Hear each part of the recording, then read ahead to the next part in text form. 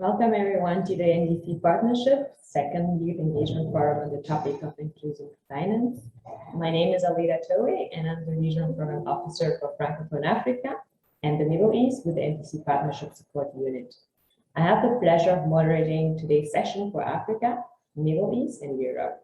We are offering other regional sessions for Asia and Pacific and the Latin American Caribbean regions next week, and registration details are on the website. As we begin today, I would like to quickly share guidance on how we will run the event. We'll have live interpretation available today in Spanish and French.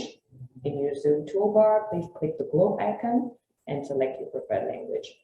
While listening to the interpreters, you can select mute original audio so that the main presenter is silenced if you are having issue hearing the interpreter. If you have technical issues during the event, please use the chat feature located in the Zoom toolbar, and a member of our team will be able to offer support. The event is being recorded and will be shared in the other virtual platforms after today. And with those quick housekeeping notes, we would like to begin the event with a video message from the NDC Partnership co-chairs, COP President Alan Sharp from the United Kingdom and Senator Matthew Samuda from Jamaica.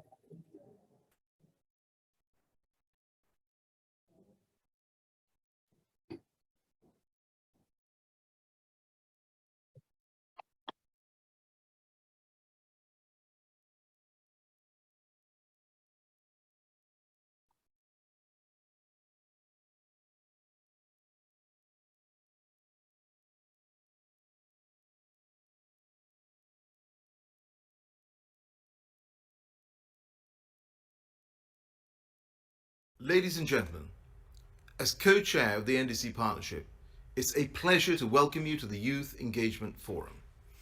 The NDC Partnership is critically important. Over 115 countries and more than 80 institutions joined in a global coalition working together to drive transformational climate action.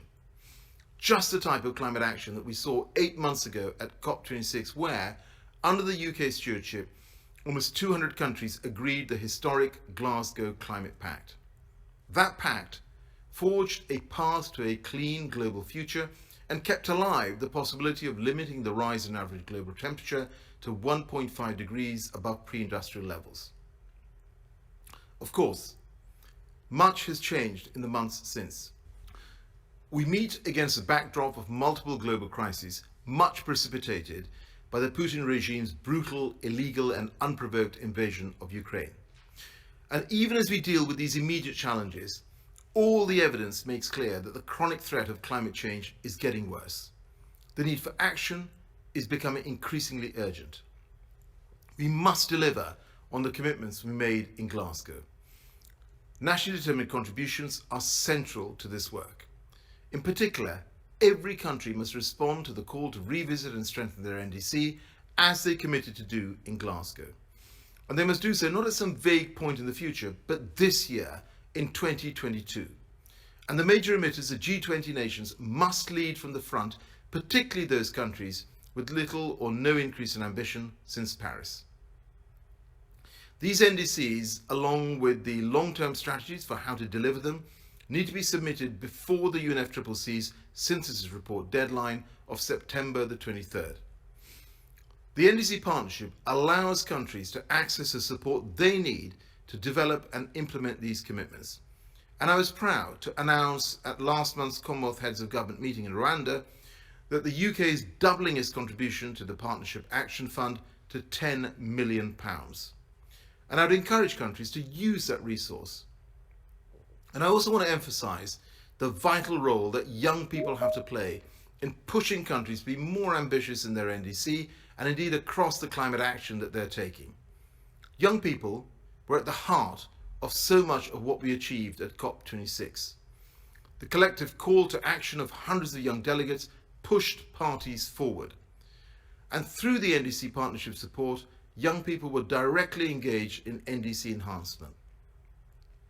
Out of the 67 countries supported by the partnership, 46 made their processes more open to input from youth stakeholders, and 42 directly addressed the needs of young people. So your participation in the work to tackle the climate crisis was and remains essential. You can hold governments to account, pushing us to go further and faster. And I'm confident that you can and that you will shape the future. Thank you.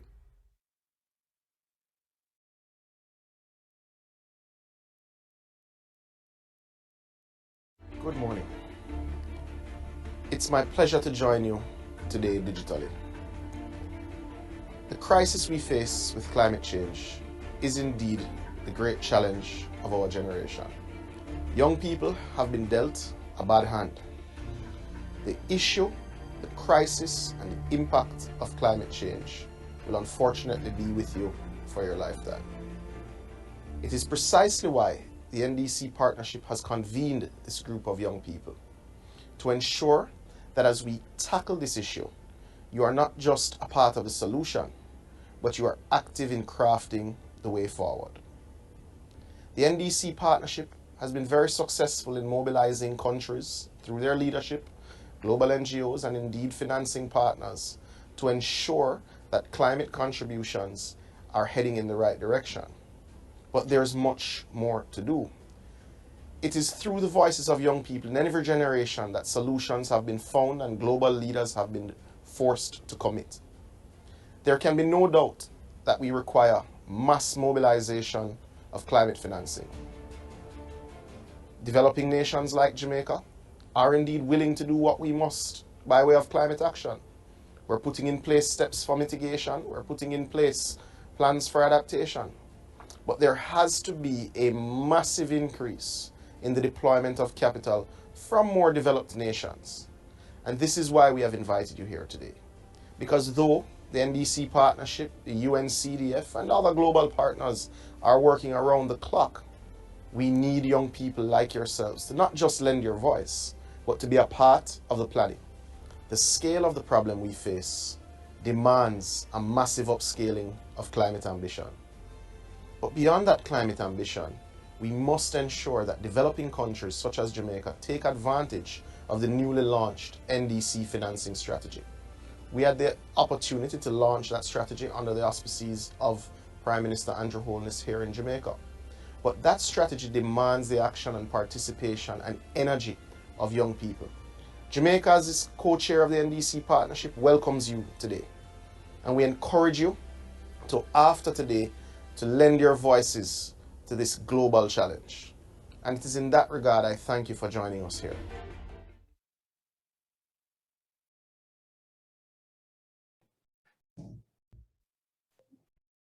Thank you to our co-chairs for offering these inspiring remarks to kick off the session today. I would like now to turn to Ms. Kate Hughes, Director of International Climate Change at the Department for Business, Energy and Industrial Strategy here on behalf of the UK as co-chair of the NDC Partnership. Ms. Hughes, we welcome your opening remarks to set the stage for our conversations today. Thank you very much. And on behalf of the NDC Partnership co-chairs, my co-chair from Jamaica, and in partnership with our youth representatives at UK Youth Climate Coalition, we are really excited to welcome you to our second annual Youth Engagement Forum, focused this year on inclusive climate finance. And thank you to Alida and to Minister Samuda and COP President Alok Sharma for those remarks as well. And it's great to see so many countries represented here today. I'm really enjoying seeing the chat and where you are all from and the roles that you're playing for this important session on finance. So a huge thank you for joining and taking part.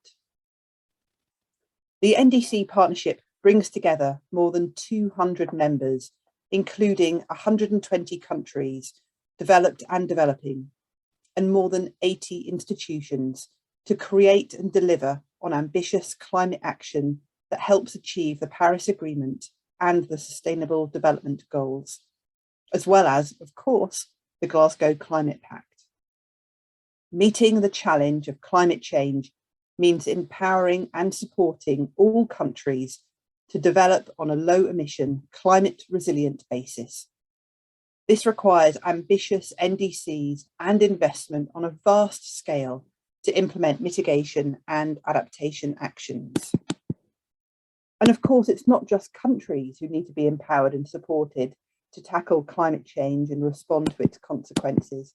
We need to act at all levels, global, regional, national, but also city, community, and citizen level, with Indigenous peoples, faith groups, and with young people.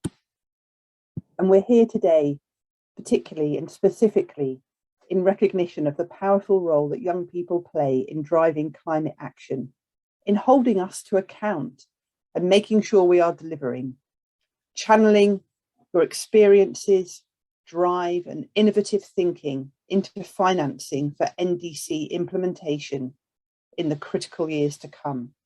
We need to ensure your voices are heard, your questions, ideas, and solutions.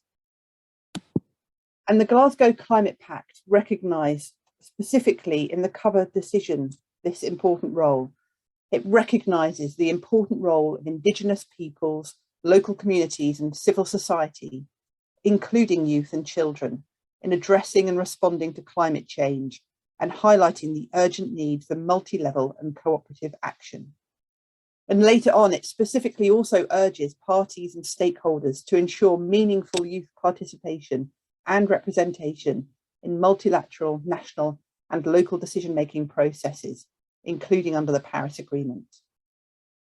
So, as the NDC Partnership, we are very proud of the Youth Engagement Plan, which was co-created by more than 475 youth participants and 46 members to drive active participation of young people in member countries and global NDC Partnership activities.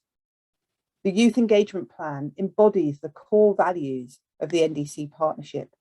It is country-led. It brings together partners of diverse perspectives and expertise. It promotes inclusive decision-making processes, and it mobilises actors who can have a major impact on NDC implementation and enhancement. Young people have a vital role in pushing governments to raise climate ambitions and increase their climate finance commitments. Their voices and platforms are critical in driving behavioural change by raising societal awareness and citizen activism and delivering change, including in finance. Now, mobilising finance is complex and challenging, but it's absolutely core to delivery and the challenges ahead of us. To accelerate access to finance and to scale up finance, we need to collectively ensure that all finance is aligned with the Paris temperature goal, that the financing that countries need to implement their NDCs is actually flowing, and that we are creating the right enabling environments and project pipelines that financial institutions and investors need to ensure that finance continues to flow as well. So to bridge this gap, the NDC Partnership offers a whole range of services, from supporting policy frameworks and integrating NDCs into national development plans and budgets, through to supporting NDC investment planning, identifying NDC-aligned projects, and then mobilising sources of finance from a whole different range of different providers of finance. The Youth Engagement Panel and this forum today are starting points for greater action on youth engagement in NDC implementation. Today, I'm sure we will hear challenges, opportunities, and identify areas for further training on this shared path for inclusive climate finance. Together, we are supporting youth leaders' expertise on financing to combat the climate crisis. We all have the responsibility to ensure that future generations are equipped with the skills and capacity they need to drive this necessary transformation. And the NDC Partnership and the co-chairs are committed to ensuring more inclusive, impactful and ambitious climate action now and for future generations. And we look forward to an interactive discussion over the next weeks, beginning today. Thank you very much, everyone, and back to you, Alina. Thank you. We appreciate your leadership and commitment to strengthening our work through the Youth Engagement Plan and to inclusive climate finance. We have a dynamic agenda today. We're thrilled to be joined by a group of inspiring leaders, and we'll hear from them shortly. Please use the Q&A function to share questions for the panelists and moderators. We also have a lightning video to showcase takeaways from a recent IRENA Global Council on Enabling Youth Action for SDG 7 webinar on the role of finance for youth action on SDG 7. We will then open a 2-question poll to gather additional insight from everyone in the audience before closing remarks from a youth climate champion. Afterwards, we'll welcome you to switch over to separate Zoom link for an hour-long teaching session where you will have 4 choices of workshops with partners doing really amazing work in this space. If you have already registered and you have probably received the link, if you haven't already, please register for these sessions using the link in the chat. But first, the colleagues of the NDC Partnership Support Unit will offer a brief overview of climate finance.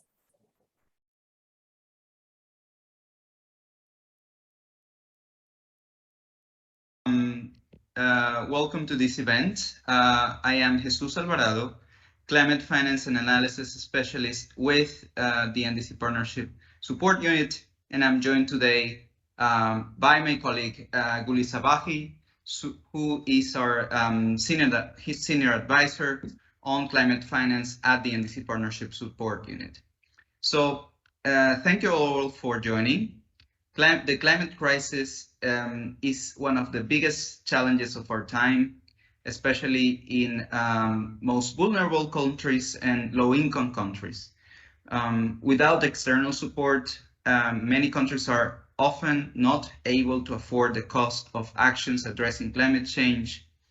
And this makes climate finance a critical vehicle to help countries avoid and reduce emissions, as well as to adapt to the dangerous effects and impacts of climate change.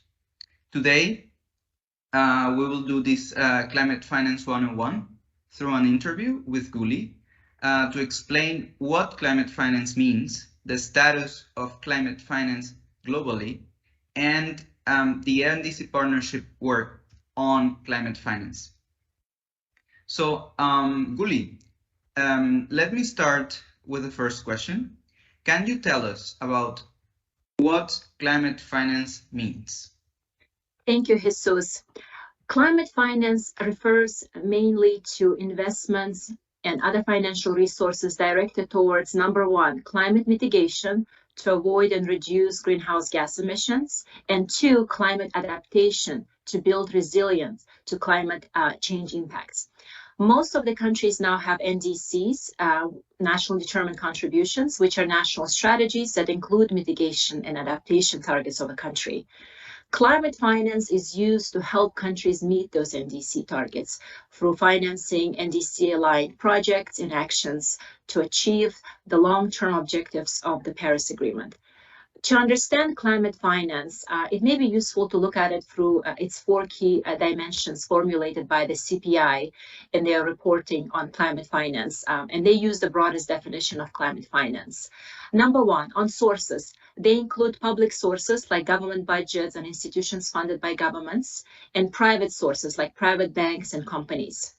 They can also be domestic sources generated within a country, for example, from national development banks or local companies, or international, coming from outside the country, from multilateral development banks or international commercial banks.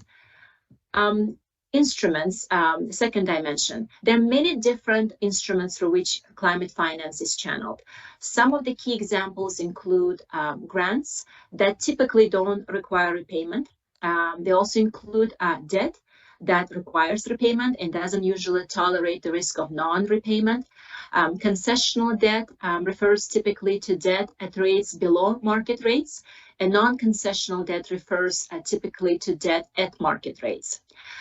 Equity is another important example. That's the riskiest form of capital that expects repayment but can take the risk of non-repayment. You also need risk insurance and guarantees to protect these investments. We need a combination of these different types, forms of capital and tools to come together, for example, through blended finance structures to fund NDC-aligned projects. Third dimension, uses. Climate finance, as we discussed, used primarily for mitigation and adaptation, or the projects that have a dual benefits, both mitigation and adaptation benefits combined. Fourth dimension sectors, most of the mitigation finance currently is in renewable energy and energy efficiency sectors. Low carbon transport is the fastest growing sector. Mitigation investments in hard to decarbonize sectors like infrastructure and buildings remains low. And on adaptation side, the largest share of finance is going towards cross-sectoral activities as well as water and wastewater projects. Over to you, Jesus. Thank you very much, Guli. And thank you for this comprehensive overview. Could you please quickly review for us the status of climate finance globally, both in terms of opportunities and gaps?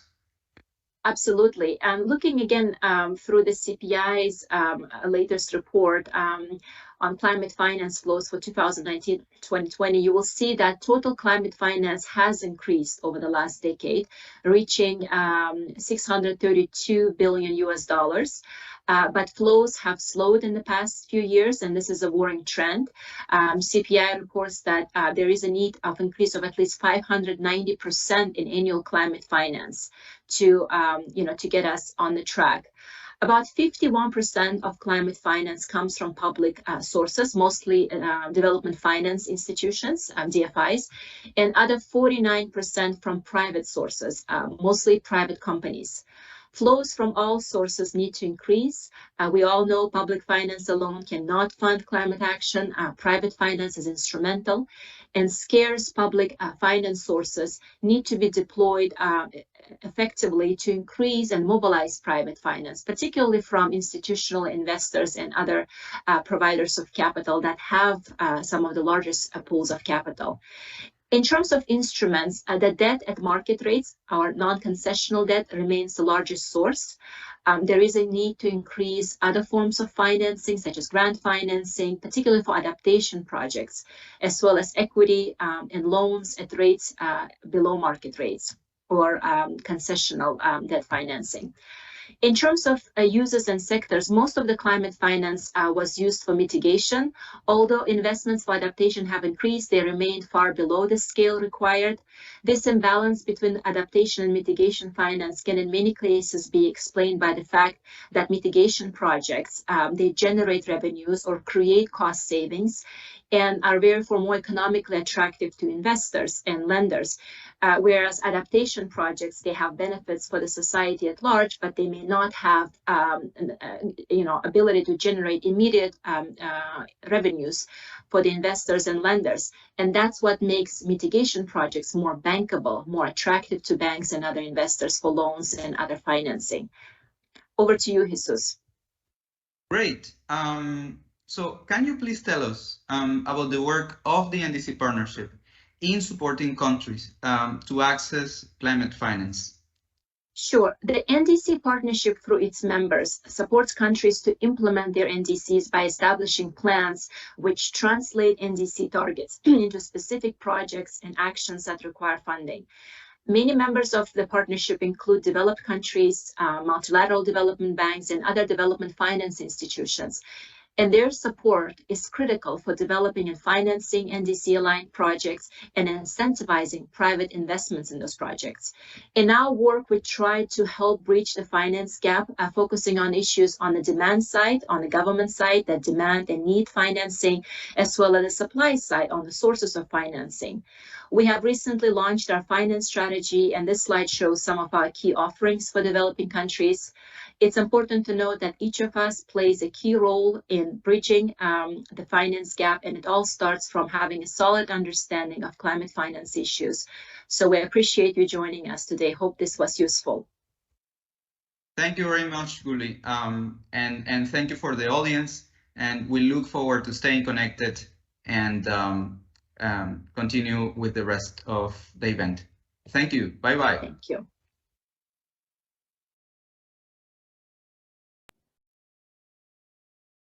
We're so pleased so many of you have joined the second NDC Partnership Youth Engagement Forum. We are very excited to be here today, gathering new partners and growing the youth network and building capacity through teachings from innovative and inspiring colleagues. It is my pleasure to hand the floor to our moderators and co-chair representatives, Serena Bashal and George Carey-Jones. Serena and George are both members of the UK Youth Climate Coalition and bring years of experience empowering young people to engage with decision makers on climate change action. Serena and George, thank you for joining us today. The floor is yours. Thank you so much, Alida, and welcome everyone to what we're about to do, which is a panel of an incredible selection of speakers. And what we're going to be discussing over the next short while is basically kind of different perspectives, drawing upon best practices, priorities, needs of young people in the climate finance realm. And just having some discussion, and as we go along, please feel free to pop any questions you might have in the chat box. But for now, I'm just going to kick this off. So just a very quick introduction to our speakers who we have with us today. We have Amal Riden, Monique Motti, Juliet Grace Lued, and Mr. Joshua Aponsom. And you can see a bit of their titles on the screen already, so I'm not going to read this out, but you can just look at this yourself. Okay, so just because I really want to just throw us straight into this discussion, I'm just going to start off with the first question, and Amal, I'm going to come to you with this one. So, drawing upon your own experiences and perspectives, how would you think are the priorities and needs of young people considered in decisions about climate investments? And please keep this brief, maybe a couple of minutes. Thank you, Serena. Thank you for everyone who's joined us today. And as we look forward into advancing enhancing climate youth action. When it comes to the priorities and needs that considerations in climate investments, I think today it's obvious that young people are making the biggest percentage of several populations across countries. I can speak of my own continent, the African one, where it has the youngest population in the world, with 70% of sub-Saharan Africa people under the age of 30. And I think it's important to take the needs of young people into consideration, be it through climate education, be it through reinforcing the skills of young people who are today not only labeled as young people, but who are also members of the workforce. We are young professionals, and it's important to bridge their skills across the different sectors where they are. I think that today another important climate investment that might not be super straightforward to catch is educational reforms to reflect all the needed climate considerations. Also, I am seeing more young people willing to give up on several luxuries and their different lifestyle for another consumer behavior. So I see an important angle in that one, and it's important to engage young people, because the long-term impact of current climate change is going to be borne by us. So it's important to do that. Another important note, it's important to recognize that young people themselves are not a homogeneous group. Some needs tend to be underrepresented, and when we say young people consideration in climate investments, it's important to dig deeper and to do the effort to check what other specific needs that we are not targeting in those investments. Last, to end with my intervention, young people are among the most affected, so it makes a lot of sense to get them involved in the strategies and the investments where we are talking when in the climate finance agenda as a whole. Thank you. Thank you so much. I think that really hit the nail on the head, and especially as both of us have seen in our work in the international space, just how much young people really want this focus on climate education and investments into their education. I loved what you said about how young people are not homogenous and have all of these different needs, which is why events like this one are so important. But anyway, thank you so much for that. Just going to now ask a very similar question to Monique. So, from your experience working in many different aspects of climate action, where are young people best placed to impact global discussions around climate finance? Well, thank you very much, Serene, and welcome everyone. So I think that through their creativity and innovation, I think that tackling climate change requires boldness, and youth has plenty of that. Now, we are known to question the status quo and to push boundaries of the possible as we know it. And so current climate finance mechanism does give the space for bold technologies to be funded, implemented, or even scaled up in an effort to solve climate change. And that's the best way youth can take advantage of climate finance while tapping in their creativity and contributing to solving a global problem. Brilliant. Thank you so much. And this, again, we as young people, we have so much boldness. And I love that you have really picked this out because, we are creative, we're innovative, and just have so much energy. So thank you so much for that. And I will come back to you both again in a bit, but for now, let's move over to Diksha. And I'm going to ask you a question, Diksha. So, I guess I'm going to ask you a similar question, actually. So actually, you know what? I'm going to ask you the same question. So from your experience of working in all of these different kind of ways of climate finance and climate action, where would you say that young people are best placed to impact global discussions around climate finance? Thanks, Irina. I think that in my experience working at the Climate Investment Funds, which is one of the largest multilateral climate funds in the world, it has over $10 billion in resources and invests in focus areas including renewable energy, sustainable forest management, climate resilience, basically the 101 that we got just in the beginning. So SIF is one of the resources sort of doing that. One of the climate finance mechanisms, which is kind of really channeling resources into developing countries where the need is. And as a young person working in the climate fund, one of the things that I was able to do with the help of a very supportive team and also youth interns that we had working with us over the past 2 years is roll out a youth engagement strategy. And in the process of drafting this strategy, there was a lot of learning that we as a team ourselves had. For instance, we launched a youth needs and assessment survey to understand where really the gaps and needs are for young people in climate finance. And one of the things that stood out to me was, people said that they have a very low understanding of international climate decision making, but an even lower influence in it. So the numbers that we got for their perceived influence on climate decision making is even lower than their understanding of it. And what we were really able to do through a very consultative process of developing the strategy, which really is youth-led because it's led by the SIF youth team members and youth interns. It's youth-reviewed because we had 2 really broad public peer review sessions where organizations like, I think some of them are even on the panel today. We had African Youth Initiative on Climate Change review it for us. We had the Global Indigenous Youth Caucus.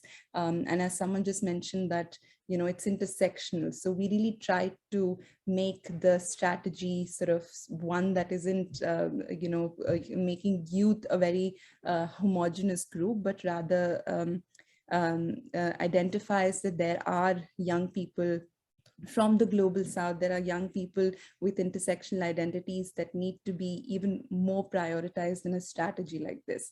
So I can talk more, in a future remark, I guess, about what the strategy really entails. But just in the process of developing it, we have learned that there really is great innovation happening. There's really is a great amount of energy and passion that young people are bringing to this, to this kind of work, if only they're given the space to lead these kinds of engagements from within organizations and also have influence from them on the outside. And this kind of influence, just the last point, shouldn't be tokenistic. It shouldn't just be a checkbox that you're including young people on the table. You're kind of ticking the youth engagement box, but they really don't have any authority because one, you didn't build that capacity to engage with those things. And second, because, the role that they have is merely that of a passive observer, not even an active observer to the kind of work that you do. So I think that it's very important that strategies like this one don't make the representation of young people just mere tokenism, that it goes beyond that, and they are the ones leading on this kind of strategies. Thank you so much. And that last point is absolutely key. And I think all of us who are on this panel, but also everyone in our audience, if you're a young person and you can take a moment to think, have you ever been tokenized? I bet instantly 100% yes, we all have. And that's why it's so important that we all are really working to make sure we have our capacity built, as Diksha has said. But actually, do you want to just take 1 or 2 minutes before I pass over to George to continue by just telling us a bit more about what the strategy that you mentioned hopes to achieve, or what's it's trying to aim for? Yeah, so essentially the broader goal of the strategy is to engage and support young people better through climate finance. It has 4 broad pillars. One is climate innovation and entrepreneurship, where it seeks to support young climate entrepreneurs. It seeks to have events like climate hackathons and dedicated facilities that can fund young people leading this kind of innovation. The second pillar is governance, where it really wants to engage more and more young people in the governance mechanisms of not just the climate fund, but also, international climate decision making in general. So inform them about observer roles that exist and build their capacity to participate as observers in these mechanisms. The third pillar is communications and knowledge, which essentially is activities like educational modules on climate finance. It is courses, workshops, scholarships for young people to really learn about climate finance. So kind of beyond what the Climate Finance 101 workshop we just had.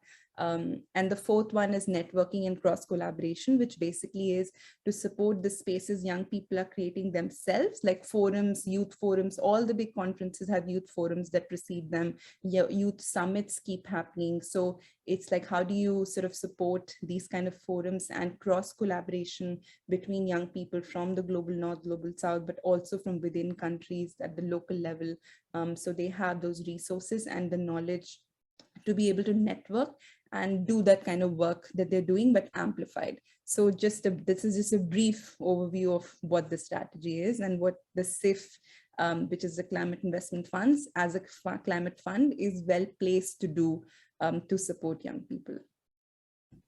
Thank you so much. And thank you for that, that strategy and that work. That sounds really necessary and a really perfect kind of, the 4 pillars sound so fruitful. George, over to you so the audience doesn't get bored of hearing my voice. Do you want to continue this panel?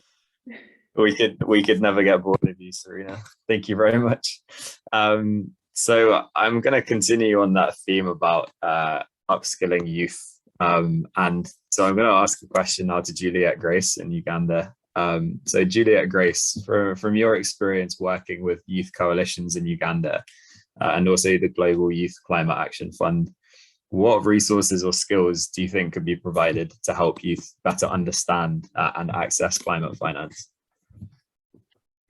Thank you very much, George, for your question. And I think I just want to really piggyback on what the previous speaker mentioned on the issue of tokenism, where as young people, the conversation of youth engagement has been going to a room, be provided transport refund, and then go home.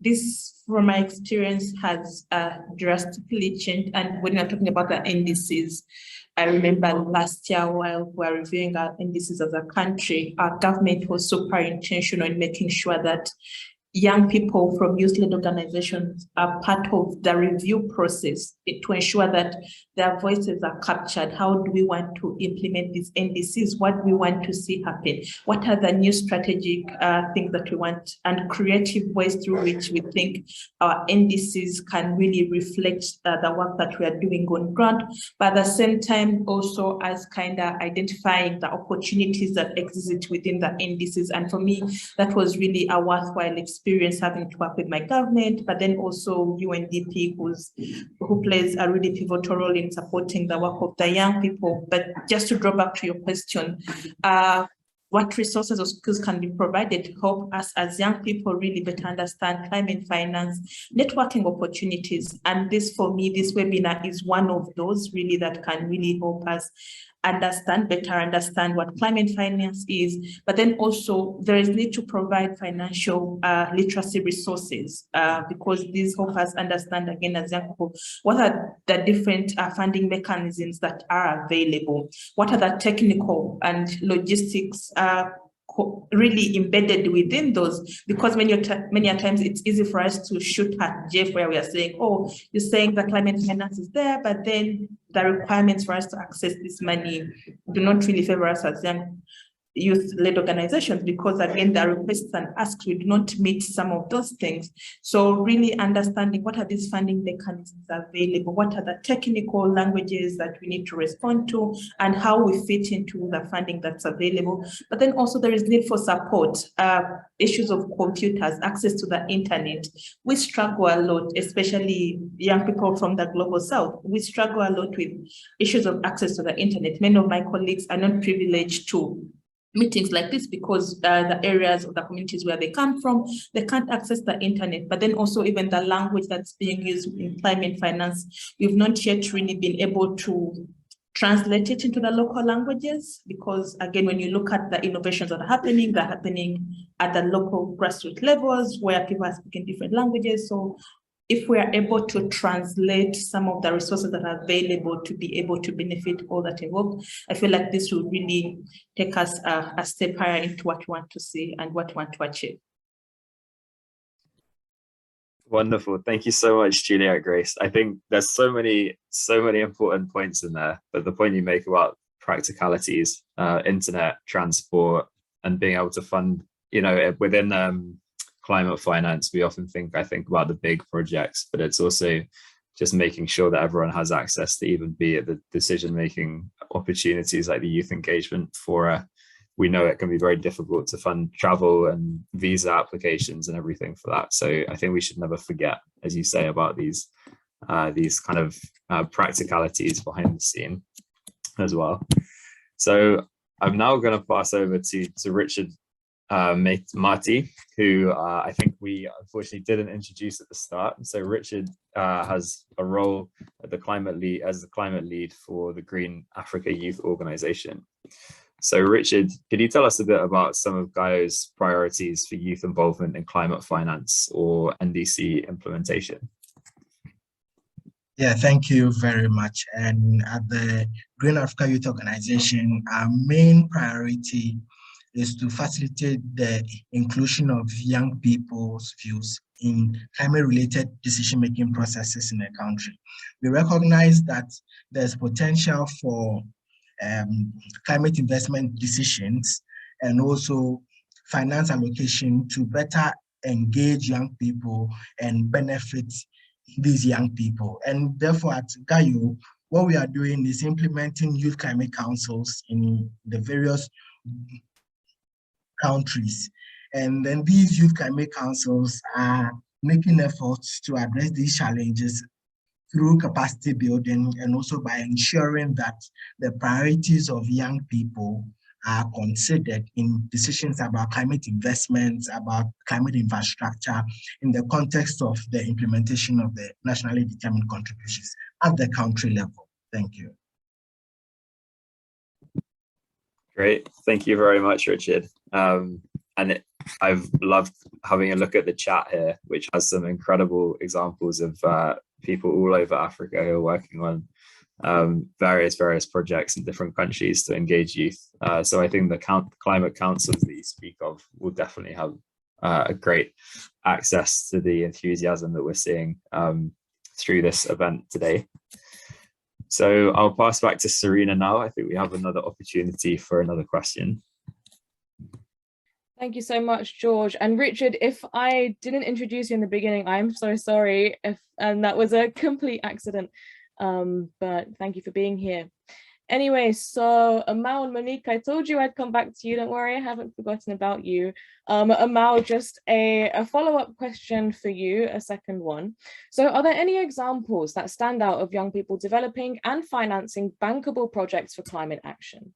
And what was unique about these? Or what type of support would enable greater success for entrepreneurs and young people working on project development? Thank you for the question, Serene, and I think I'll start from the last part, speaking about the challenges, and I think some of these have already been mentioned during the several interventions here.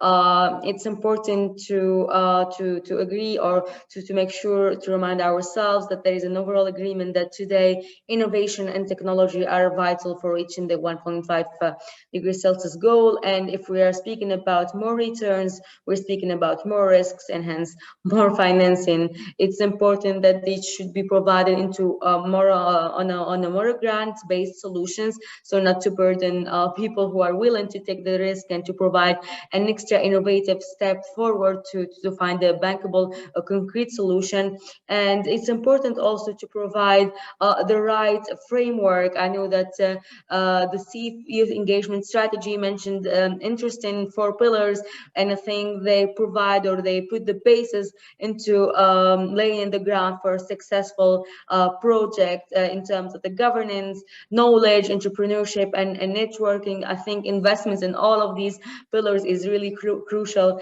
And I'll be basing my examples on these pillars. Actually, I think one example from Tunisia, where I come from, is we have this Startup Act, which was launched in 2018, and which provides some legal, financial, and hands-on support to startups in general, which supports their scaling, their fundraising. It alleviates administrative constraints and supports some foreign currency account setting. And there are ongoing other programs, incubators that are focusing more and more in green tech. Of course, there is an immense, huge gap, and it's still getting started, but I thought that's a good example that I would share.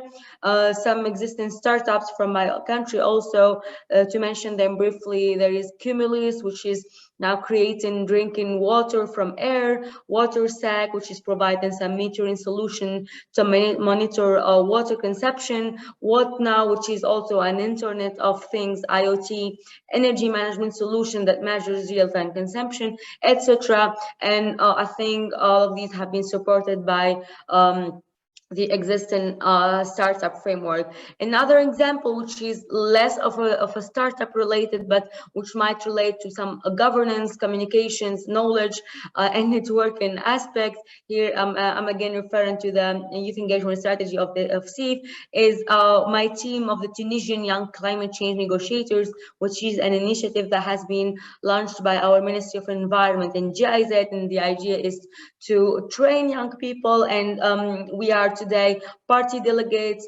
It started last year with COP26 and hopefully this year with COP27, and to be involved in the negotiations, in my case in climate finance ones, actually bridges the gap and provides the link with on-ground ongoing challenges and the institutional ones. So we are trying to bridge the knowledge from the public international negotiations within the UNFCCC, United Nations Framework Convention on Climate Change, and what is going on the ground in the country itself, so to make sure that ministries or relevant structures capture the challenges and make sure to involve us.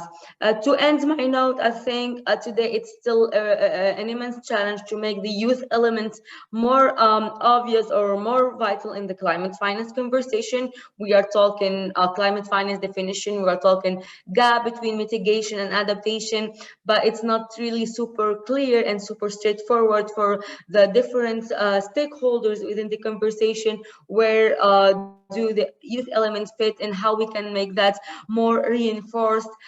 We recognize that there are already several challenges, but it's important to make the conversation going as we are pushing for global agendas, for the new collective quantified goal, for long-term financing, to make sure that the youth element is actually there, both from the public and private sector streams. Thank you.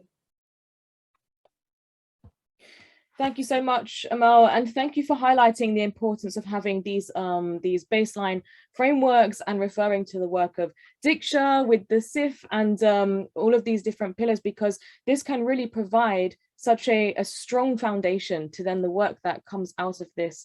And also your work as being a young climate negotiator for Tunisia and negotiating on climate finance. This sounds absolutely fascinating. I wish I had more time so we could ask you some questions on your work here, but just because we don't have that much time, I'm going to come back to you, Monique.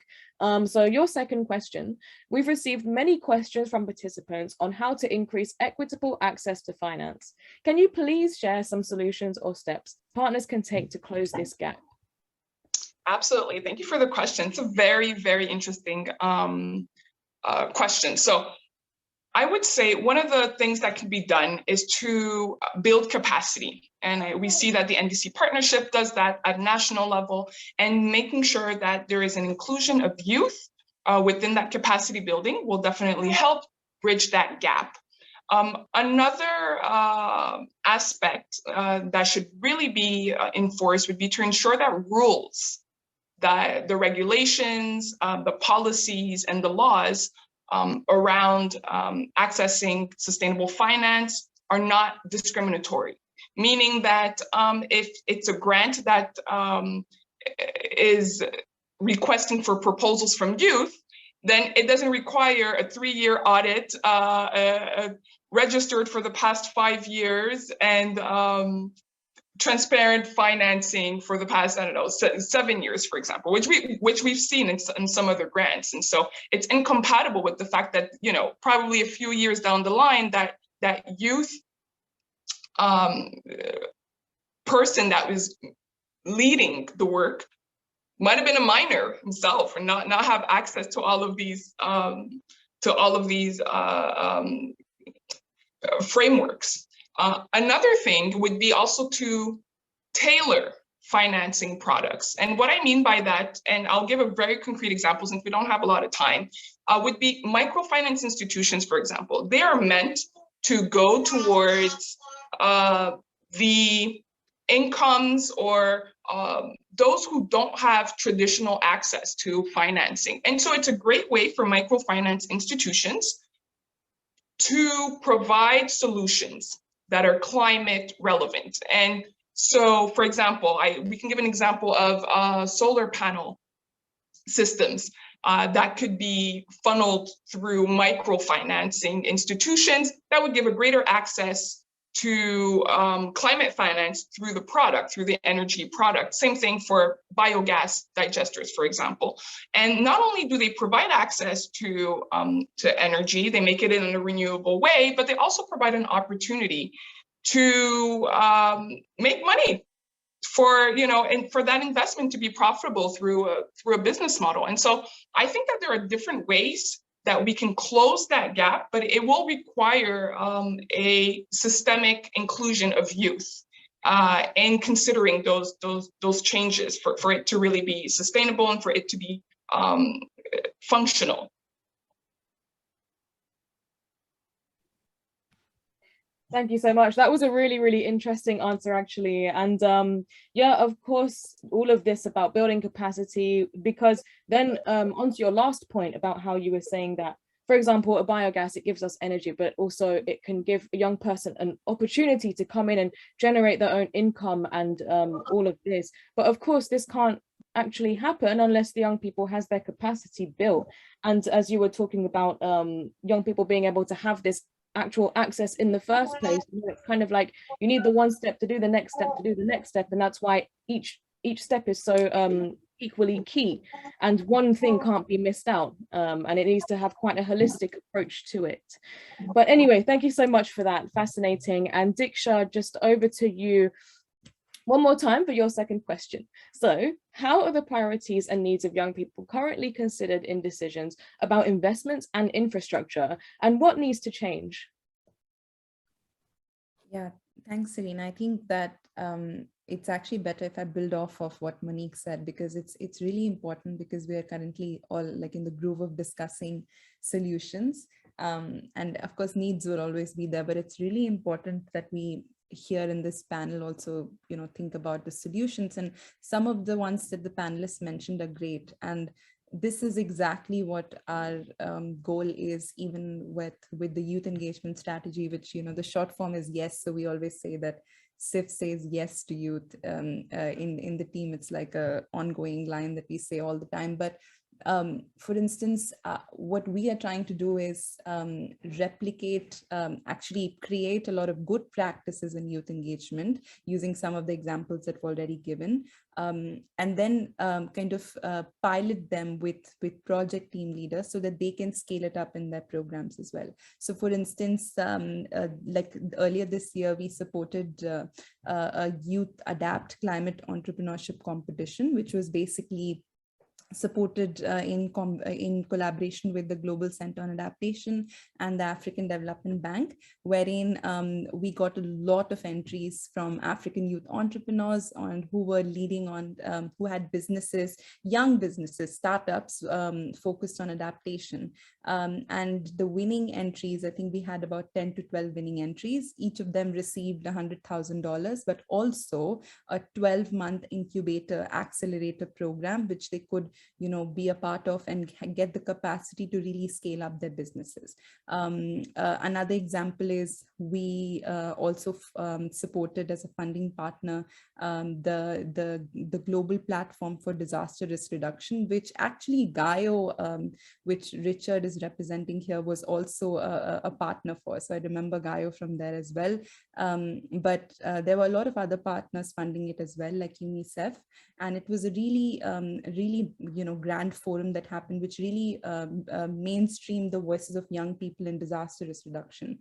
So these are just, some examples of things that we are trying to pilot and replicate, supporting youth-led forums. And, a lot of people mentioned about there being dedicated grant facilities, or at least facilities which are youth-specific, so that they don't have that complex requirements for young people to apply. For instance, youth entrepreneurs to apply, they don't ask for like a 10-year audit history. And they are also able to build the capacity of young people to build those bankable projects, because a lot of great innovation is happening. It's just that young people owned enterprises. And when I say young people owned, I don't mean like it's a 10-person board, but just one young person is there and there's like 9 adults and they're calling it a young youth-owned business because they have one young person on the board. Not those, but really which are started by young people.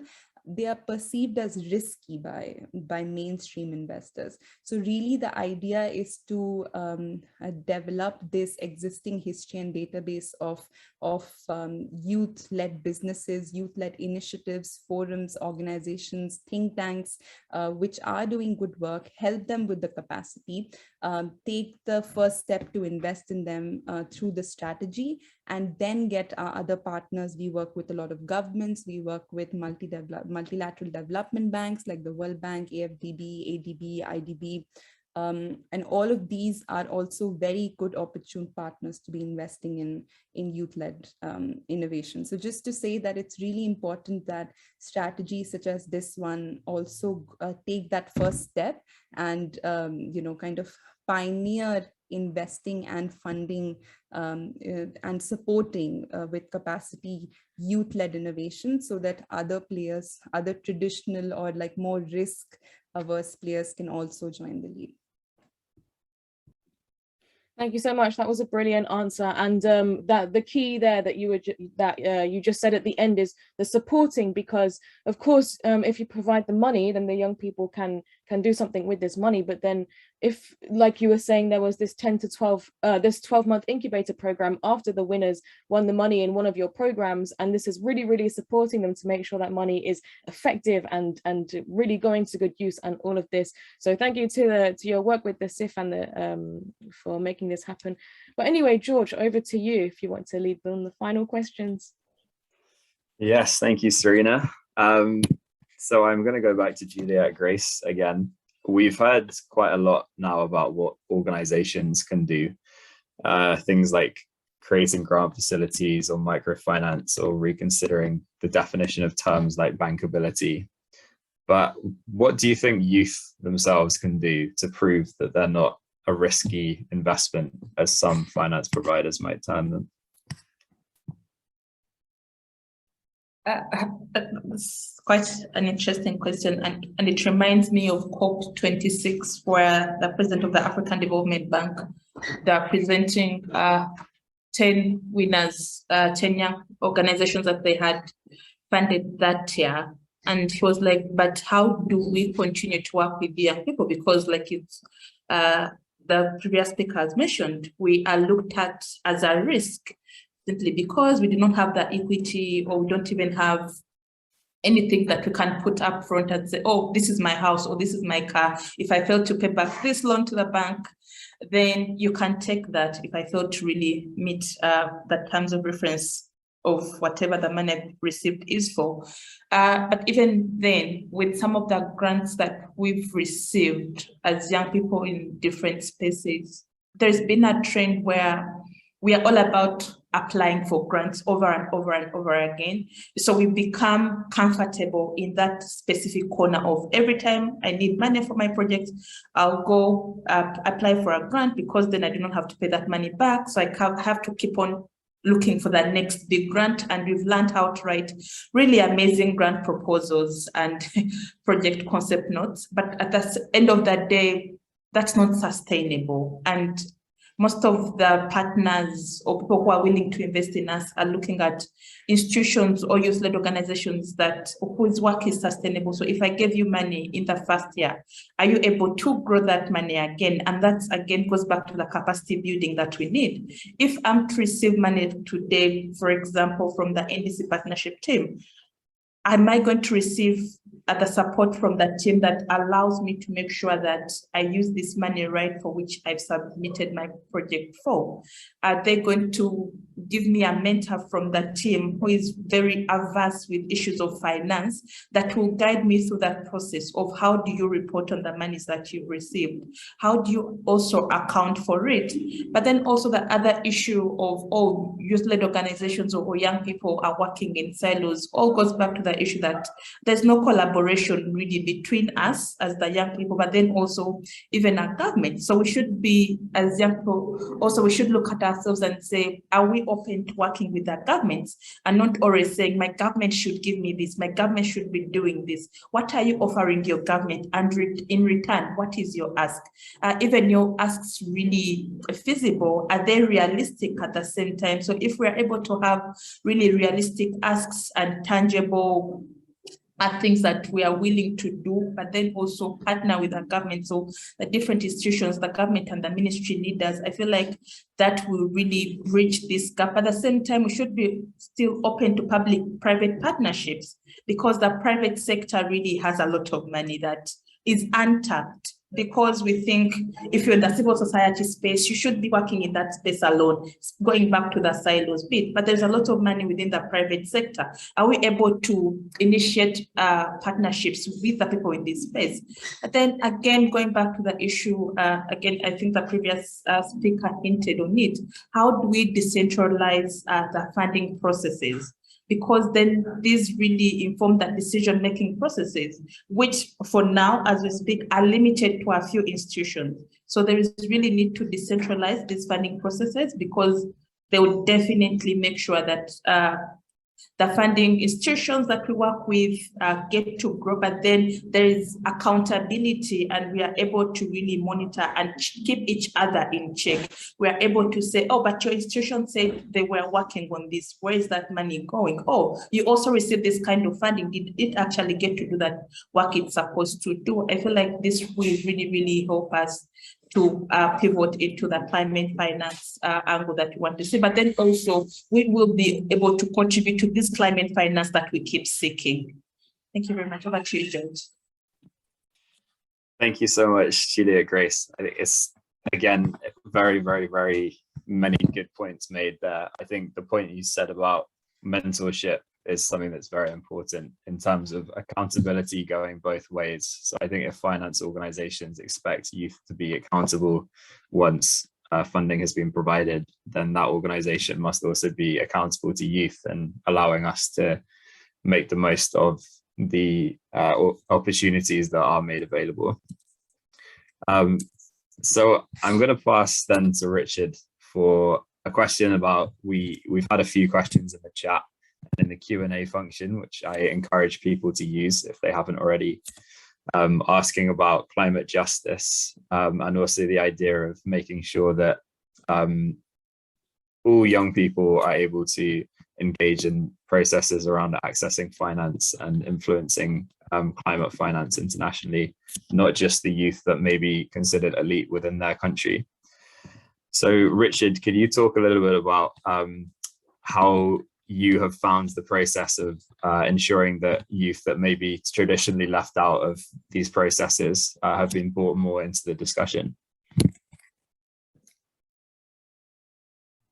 Yeah, thank you very much. So one of the things that we do as GAYO is to not only build the capacity of young people to actively engage in the finance discussions and other decision-related matters, but also to provide that platform for them, because you have typically young people in rural communities who who cannot travel to the capital where you have these decision-making bodies over there.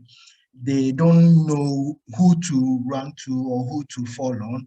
But for us, we think that providing that avenue for these young people in these rural areas to engage them is very key. So the platform is created, and then that is the Youth Climate Council, which we have, and we seek to use this platform to provide that avenue where government and young people can engage, where the private sector and young people can engage, where even civil society organizations that are actively involved in the climate processes and finance processes, both at the international and national level, to engage with these young people, understand their perspective, and see how best we can work together to drive change. Thank you.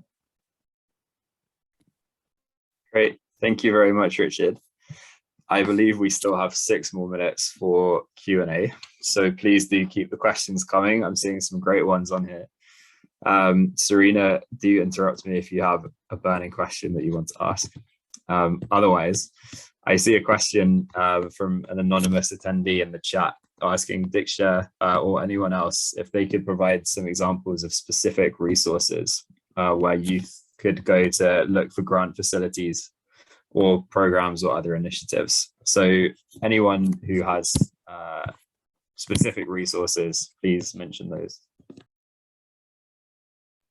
I can take this. I think that I think the effort at the moment is that where there already exist dedicated grant facilities for other civil society, in general civil society stakeholders or indigenous people stakeholders, how to ensure that their considerations can also keep in mind that, you know, young people need to be prioritized in the rolling out of the funding. So for instance, CIF has a dedicated grant mechanism for indigenous people and local communities, which doesn't go through countries. It goes directly to indigenous people's organizations to build up their forest-based enterprises for land tenure, land governance, participation in, landscape level governance. It also has a climate ventures program, which essentially is funding early stage startups or even mid-stage startups, which, you know, are leading innovation in the climate space.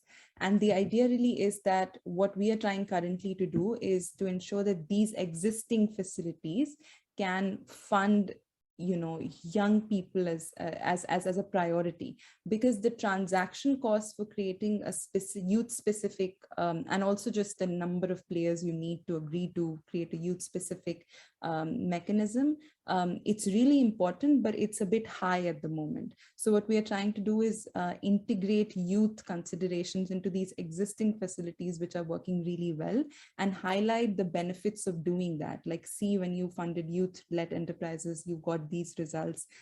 These many young people were able to benefit. And we have examples of these, like we have in the SIF's Climate Resilience Program as well. We funded youth-led enterprises in Zambia, in Nigeria, in hydroponics, in climate-smart poultry farming. So I think the biggest opportunity at the moment, in my opinion, lies in integrating youth considerations better, but also simplifying the application process so that young people can really have the access. Wonderful, thank you so much. And Juliet Grace, you have your hand up as well.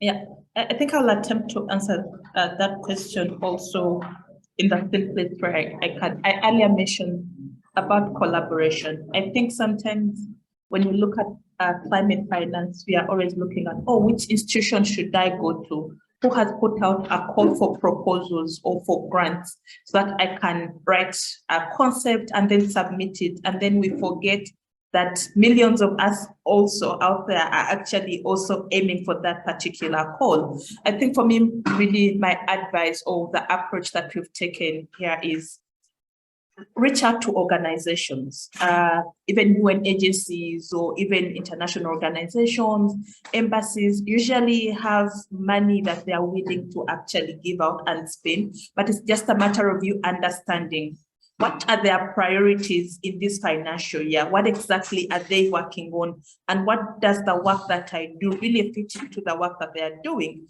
Because taking that approach really spares you from having to submit a project proposal and then wait years and never even get a response, because I've seen this happen where you apply, but then they put a disclaimer, we'll only reach out to the top 10. So you never know if you are really amongst the top 10 or you actually made the cut, or even if your application was ever received. So I would really encourage us all on this call, reach out to the organizations within your country and within your communities, understand the work that they are doing, understand how the work that you're also doing really does contribute to their KPIs, and then have a conversation with them. Tell them, oh, I want to do this particular project, and this is what we aim to achieve. And I've seen in your strategic plan for this year, it's also something that you've noted. Can we collaborate? Can we work together? Because then again, we talked about the issue of accountability and ownership. These partners will buy into your ideas and the work that you're doing, and they will very happily support the work that you actually are doing. Fantastic. Thank you, Juliet Grace. Serena, I'm not sure if you have one final quick question. Did you want to take one more from the Q&A? Yeah, let's have a quick look. So we have a question here about tokenism.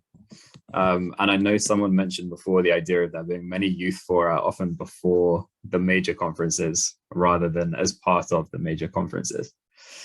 So does anyone have any words of wisdom to share on the idea of tackling tokenism and holding organizations that appear to be tokenistic to account? I'll go at this first because I've experienced it.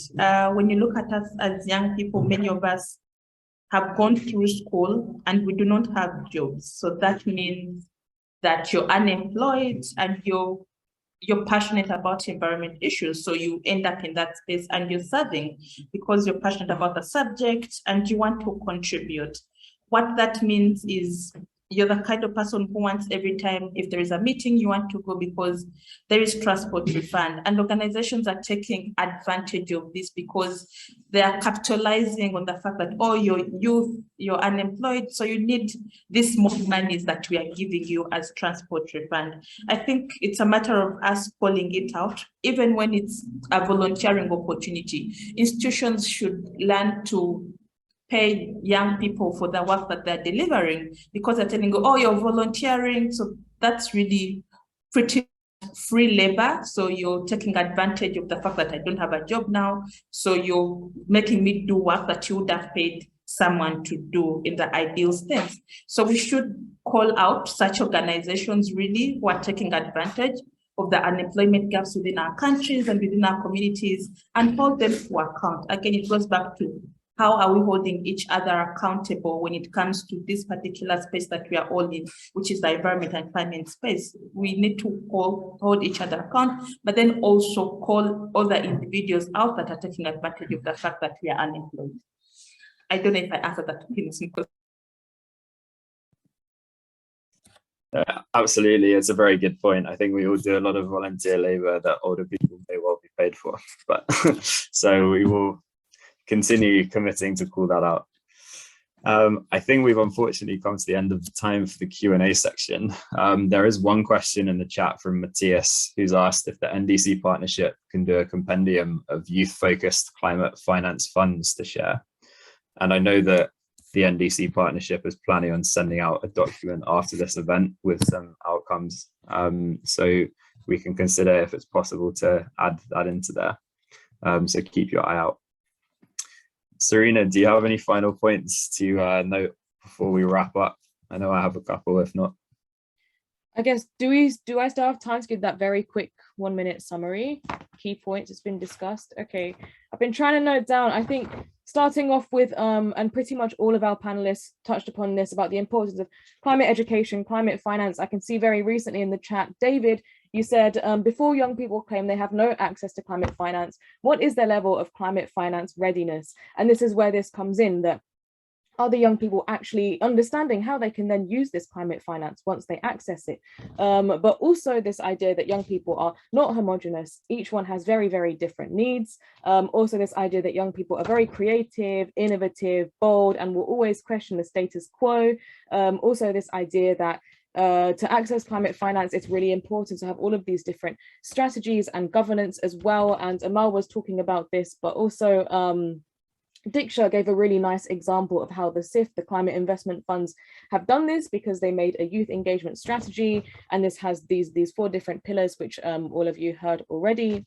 Another thing that was mentioned about collaboration and co-creation and things like this. So Juliet Grace was telling us about how she was collaborating with her government to be part of co-designing their NDC, or not co-designing, but working to contribute and be consulted for revision of their NDC. And this was with the government of Uganda, but also Richard also highlighted this. And also Richard then went on to talk about how, but sometimes young people actually lack the access to be able to collaborate with their governments in the first place. So if the passion is there and the want is there, but then, for example, they can't travel to go and meet the government, or as Juliet Grace also mentioned, they don't have internet access to actually speak with the government online, then this can make things very, very difficult. I think those are the key points that I picked up. George, did you want to add anything to those key points? I think that's great. Yeah, no, it's covered them all. I think the idea of experimentation and youth being innovative and creative has come across in this discussion so much already. So thank you so much, everyone. I've certainly learned a lot, and I hope everyone else has too. So now I will pass back to, I think we have a video coming next from Irina. So thanks again, everyone. Serena and George, thank you so much for moderating that insightful discussion, and to our speakers for sharing your experience and enthusiasm as we look ahead to more inclusive financing of projects and commitments to meet the Paris Agreement. We recognize that we have so far heard from just a small sampling of the advocates, activists, entrepreneurs working on making finance more accessible and inclusive. To expand on this group, we now turn to a brief overview of takeaways from a recent IRENA Global Council on Enabling Youth Action for SDG 7 webinar on the role of finance for youth actions on SDG 7.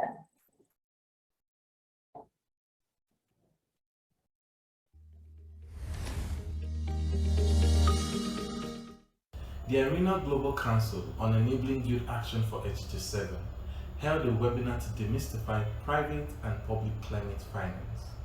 During this webinar, several ideas regarding youth support and youth action funding were shared. Recognizing that the outcome of this meeting will contribute to the 2022 NDC Partnership Youth Engagement Forum, it is necessary to highlight the most important points from this discussion. The importance of youth engagement in the climate action agenda was emphasized. the role governments play in elevating youth voices within the international energy and climate agenda spaces. Leveraging youth's unique perspectives, creativity, and digital skills is of particular importance. However, there are still gaps in youth participation in engineering, innovation, and entrepreneurship. As a result, relevant stakeholders must increase their collaboration with young people and provide them with the necessary knowledge and skills to advance their engagement in the international energy and climate financing arena. In line with financing youth projects, participants also advocate for accessible financing from government and multilateral financial institutions to meet their needs. Notably, it is essential to raise awareness and implement policies that facilitate engagement between youth and relevant stakeholders. As we strive for a transition that is both sustainable and equitable, we must consider technical and gender dimensions every step of the way. To this end, we look forward to engaging in the 2022 NDC Partnership Youth Engagement Forum.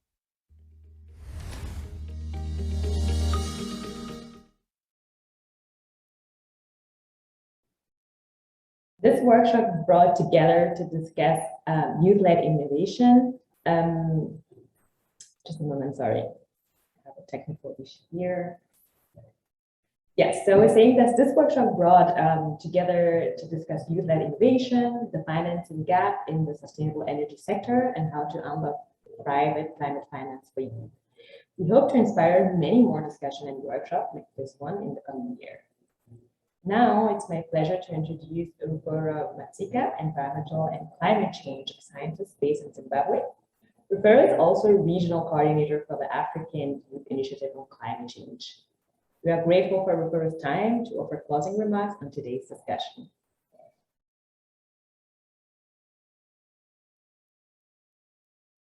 Thank you so much for the platform. It's been amazing to have been listening to the work young people have been doing in their respective countries and how they've been engaged and included in the policy-making processes by their governments. Also noting the challenges still being faced in accessing long-term climate finance for youth projects, and also tokenism being experienced by young people. I'll speak briefly on our experience in Zimbabwe in climate change engagement. The government of Zimbabwe, through the Climate Change Management Department under the Ministry of Environment, and various development partners such as the United Nations Development Programme, have been supporting Zimbabwe to access adaptation and mitigation climate finance. And as part of the nationally determined contribution, the NDC revision process, UNDP helped to ensure that the voices of young people are heard and acted upon through the Climate Promise Initiative. And a total of about 200 young representatives, youth representatives from all provinces of Zimbabwe participated in NDC policy dialogues in 2021 when Zimbabwe was revising its NDC, and the nationwide youth consultation undertaken as part of this NDC revision process resulted in the development of a youth NDC policy brief, which was submitted to the Ministry of Environment and ultimately fed into the updated NDC. The policy brief informed on the various actions and commitments young people wanted to focus on and play parts in support of the NDC implementation in Zimbabwe, which included but not limited to enhancements of the carbon sinks, training of young people in the 4 IPCC sectors, such as agriculture, forestry, and other land use, the waste sector, energy, and the industrial process and product use to become national experts, establishing at least 61 waste transfer centers at district level. This policy brief resulted in action being taken by the government, such as establishment of a youth desk in the Ministry of Environment, which has not been present, and also supporting of young people to become greenhouse gas management experts. So far, 20 young people have undertaken these courses in the various IPC sectors, and also including youth representatives in the national delegation attending the United Nations from a convention and climate change conferences such as COP26 and the SBs. Youth are also being seen as valuable stakeholders, and they have often been consulted in environmental and national policies. And there's been a notable increase in the inclusion of youth in the NDC revision process as compared to the initial NDC. and young people have contributed to the design, the implementation, and the review of many climate change strategies, the National Climate Policy, Low Emission Development Strategy, Climate Smart Agriculture, the National Climate Change Learning Strategy. To name them all, young people have been approached during the development process and also now in the implementation processes. So it is critical for all stakeholders to continue to recognize ideas, solutions, and expertise young people bring to the table so that their engagement benefits the process and presents a meaningful experience. Therefore, I think financing entities should balance between providing finance for participation in processes and conference with also finance for project implementation at local grassroots level to address NDC implementation so that young people are not just being invited to conferences and spending funding on conferences, but not actually funding the actual projects that are happening on the ground. And also development finance agencies need to have youth-friendly climate finance access modalities, like a dedicated youth funding pool to facilitate youth projects, as has been done under the Malawi Youth Fund window. And current access modalities under the multilateral climate finance entities tend to favor bigger projects and bigger institutions, like has been mentioned by the panelists. Example, the Green Climate Fund, to which youth have no capacity to handle. And it is thus very imperative that small grants or action made mandatory within national approved programs to cater for youth capacities. So we also encourage the governments to create a separate youth fund from the National Environmental Funds, which will help young people to access funding easily and implement their projects without facing challenges. And since climate finance is also a new concept, it is a very important subject area. Most people they struggle to grapple, to understand, and to be appreciated if training, scholarships, or internship opportunities are opened up, especially for young people from the Global South, in order to create a pool of future experts from the region. We also want more doors to be opened for young people for valuable intergenerational partnerships, like more consulting roles, as well as capacity strengthening for young people in accessing climate finance for youth projects, and can be advanced in a similar manner that international experts are asked to join without local experts for knowledge transfer. To also note, in Zimbabwe, inclusion and support of youth in the implementation of the NDC has already started. We have example of the Environmental Management Agency, which has been supporting young people in setting up litter transfer centers, and also the Forestry Commission, which has also been working with youth organizations to improve carbon sinks. And the process is still ongoing. So I would really like to appreciate the support mobilized for Zimbabwe by the NDC Partnership. And I also commend the UNDP for its role in providing support to youth-led action and meaningful youth engagement across all regions in the world. The Climate Promise initiative witnessed a huge mobilization of youth across the world to work with their governments towards achieving their national climate commitments. And the Climate Promise 2, the second wave in Zimbabwe, will build upon such a precedent that was set. Thank you. Rufaro, thank you so much for being here with us today and for your insightful observations. And as you've heard from our speakers today, the financing gap is a critical challenge, and it's absolutely imperative that youth are engaged at all levels of decision-making to address the climate crisis. We hope the speakers today have motivated you to further engage in your own countries and organizations and have given you insight into the opportunities to engage in the climate finance sector space. However, there's always more to learn. We will now transition into our teach-ins, which are an interactive version of the conversation we just had, where you get to learn and practice taking this important work further. Please use the registration or click the link shared in the chat to join the teaching session.